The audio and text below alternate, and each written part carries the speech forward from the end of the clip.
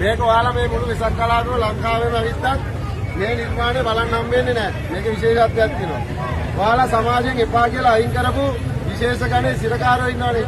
මත්ද්‍රව්‍ය වලට ඇප්පැයි වෙච්ච අය, ආදාල ක්‍රියාකාරකම් වලට ඇප්පැයි වෙච්ච අය, අන්න ඒ වගේ විශේෂ ගණේ සිරකාරයෝ රඳවලා දෙන මේකම බන්ධනාගාර. එයාලව පුනරුත්ථාපනය කිරීම අදහසින් බන්ධනාගාර දෙපාර්තමේන්තුව සහ අධිකාරීතුමා වගේ ඉදිරි නිලධාරී කණ්ඩායමක් එකතු වෙලා ඒ සිරකරුවෝ මාස ගාණක් පුහුණු වීමක් කරලා මෙන්න මේ වගේ ඔයාලා සමාජයට එපා වෙලා සමාජයට වදයක් වෙච්ච බීම බෝතල් හැමදාම බීලා විසික් කරලා දැන් පරිසර විනාශ වෙන කියන මේ වගේ බීම බෝතල් මේ වගේ චූටි කෑලි වලට කපලා ඒවා මෙන්න මේ ආකාරයෙන් නමලා මෙන්න මේ කෑල්ලක් මේ ගානට නමා ගන්න විනාඩි 5ක් විතර යනවා ඒ කෑලි දෙක එක්කාසු කරන්න ගම්වත් මොකුත් නැතුව ගොතන්න තව විනාඩි 10ක් විතර යනවා අද මෙන්න මේ කෑල්ල ඇතුලේ තියෙනවා සාමාන්‍යයෙන් කෑලි 50කට යාගිය ප්‍රමාණය ඒ වගේ කෑලි මිලියන ගණනක් එකතු කරලා තමයි මේ කූඩුව හදලා තියෙන්නේ සාමාන්‍යයෙන් තනි පුද්ගලෙක් ජීවිත කාලෙම මේ කූඩුව හැදුවත් හදලා ඉවර කරන්න බෑ. මොකද මේ කූඩුව ගොතලා තියෙන්නේ.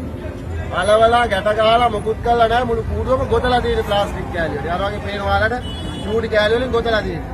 සිරකාරයෝ 100 දෙනෙක් පමණ සිරකරුවා. පුරුදු කරපු පුහුණු වෙච්ච අය සාමාන්‍යයෙන් මාස 6ක් විතර එක දිගට දිවාරා නැතුව ගොතපු කූඩුවක් තමයි මේ තියෙන්නේ ඔයාලා. මේක ලංකාවේ වෙන කොහෙවත් ආයේ කිසිම දවසක බලන්න හම්බ වෙයිද කියලා කියන්නත් බෑ. ඒ වගේ කැපවීමක් කරපු කූඩුවක් ඒක. හරි ඒකවල ඔයාලට සමාජයට කරදර වෙච්ච ජාති දෙකක් අපි පාවිච්චි කරලා බන්ධනාගාර දීකපු බන්ධනාගාරය විසින් කරපු නිර්මාණයක් තමයි මේක. එකක් නරක වෙච්ච පුද්ගලෝ හොඳ පැත්තට ගන්නත් එයාලගේ ඉක්මීමන ඒවා කරන්නත් පරිසරයට හානි කරන දෙයක් ඒකේ ප්‍රමාණයක් අපිට අයින් කරන්න හම්බෙච්ච එකක් අපු දෙයක්. ඒ වගේ එක්කන් කරලා හදපු නිර්මාණයක් මේක. ඊට අමතරව අපි පාවිච්චි කරලා දෙනවා. ඔයාලා රජයේ හොස්පිටල් වලට ගිහිල්ලා පෙන්ඩෝල් ගත්තා පෙන්ඩෝල් ටික ඉවරනවා වංගර බෝතලේ විසික් කරනවා. අන්න ඒක කපලා තමයි යෝංගෙ නෙළුම් වල හදලා.